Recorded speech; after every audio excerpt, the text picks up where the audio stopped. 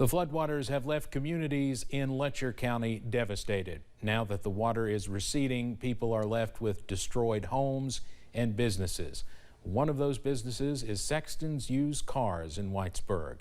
Owner Debbie Sexton says their cars were submerged and some even washed away by the floodwaters. Sexton says the sight of the business being destroyed after she and her husband spent 40 years running it is devastating. When I was able to get here last evening, this is what I opened the door to our family business that we've had for 3 generations. Sexton says they are still looking for some of their cars that washed away.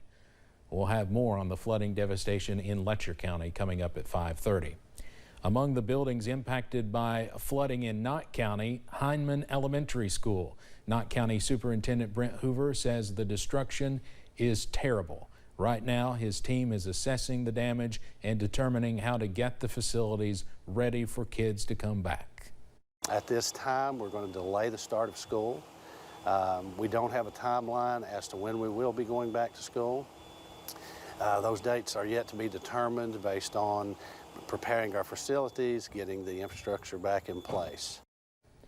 Flooding impacted at least 2 other schools in the district, Knott County Central High School and the Area Technology Center. Hoover says he looks forward to the day when he can see the students walk back through the doors for the new school year. Folks in Floyd County are recovering after flooding rocked many communities there. In Martin, things could have actually been much worse, but water is still covering a section of Main Street on Kentucky 1428. Cars are still going through the high water in that area, as you saw there, but officials continue to tell folks to turn around and don't drown. Martin resident Catherine Isaac says it's important for outside assistance to arrive in the county, just as it did following the deaths of 3 law enforcement officers on June 30th in Allen. There's people who need houses, there's people who need cars, people need clothes. I mean, I don't really know what we're going to do if the outside world, I mean, they've already stepped in here and supported us when the troopers got killed. They sent policemen in here to help us. But a situation like this, it's just going to take everybody. Governor Andy Beshear is promising assistance to eastern Kentucky counties in the days, weeks, and months to follow. And if you haven't heard, a federal disaster declaration was approved today by President Joe Biden. We will have more from Floyd County cleanup efforts tonight at 6. Kentucky State Police continue to respond to areas affected by flooding. Post 13 in Hazard and other KSP posts are receiving high volumes of calls. Troopers ask that community members only call 911 if it's an actual emergency. KSP urges people to report a missing loved one by sending an email to ksppubaff@ky.gov. You should include the following information: your name, phone number, missing loved one's name, missing loved one's county, their description, their home address, phone number, and other ways to report missing persons include calling specific KSP posts. That information can be found on WYMT.com.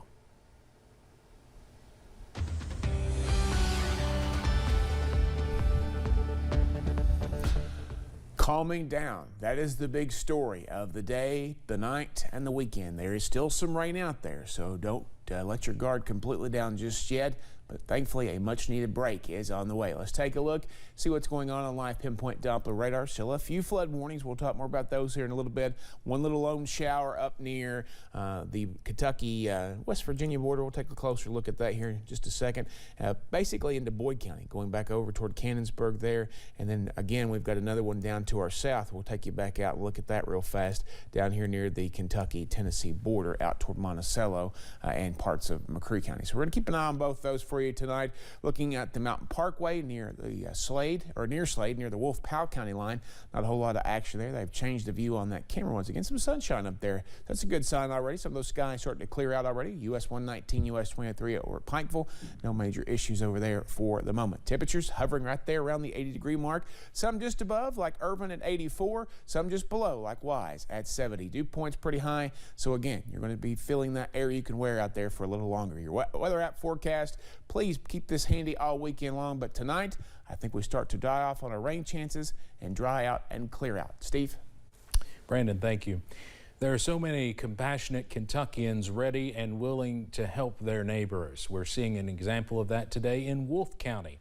The school district has really stepped up to help folks evacuating from Breathitt County. Chelsea Jones is following that effort. Well, the whole Wolfe County School District has stepped up to help people heavily impacted by these floods. Wolfe County High School, the middle school, and Campton Elementary are functioning as shelters. And while school staff would normally be enjoying the end of summer break, they're here providing assistance. School board members are here. Our school administrators are here. Our janitors are here. We spoke to people who have lost everything. They're still trying to process what happened. We left and we went down to where my uncle lives. And by the time we got down there, it was in our house. By the time we left to come here last night, it was over our house. Red Cross volunteers and school staff have been trying to provide as much comfort as they can, giving those who've been displaced clothes, meals, and other vital needs. Despite the devastation, there have been some smiles. People were happy to see professional wrestler The American Giant. He also lost his home in the floods and is staying here at the shelter. Honestly, I pray about it.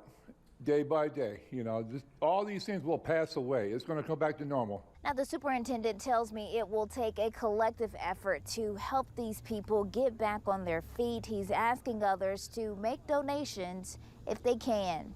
In Wolfe County, Chelsea Jones, WKNY. The Kentucky Educational Development Corporation is providing resources to flood victims at Wolfe County schools. It's also raising money to help other victims in eastern Kentucky.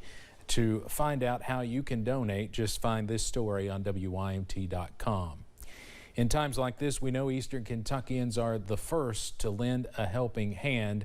And here at WYMT, we are teaming up with the Foundation for Appalachian Kentucky Crisis Fund and the Appalachian Regional Healthcare Foundation Flood Relief Fund to help. It's called the Appalachia Rises Flood Relief Campaign. Now, you can visit WYMT.com to find out all the details and to donate to these local relief efforts.